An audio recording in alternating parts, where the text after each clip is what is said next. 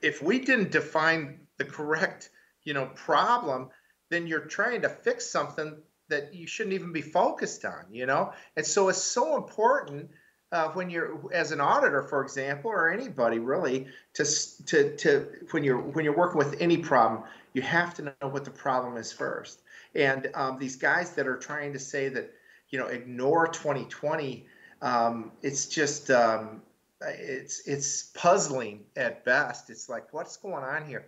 This election was absolutely, from my mind, and I came up with this in my second book on the steel. The impossible occurs.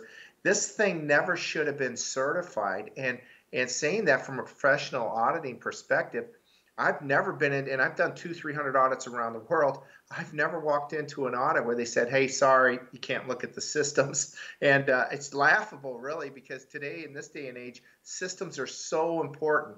And if your systems aren't working, then you've got a real problem. And so we weren't allowed to look at the systems, and then we were kicked out of rooms. And that's Hmm. when the election died. Is when they manufactured, for example, in Philadelphia, 2 million ballots, and 80% goes to Joe Biden on the 3 days after the election, and America couldn't be there to even validate what was going on.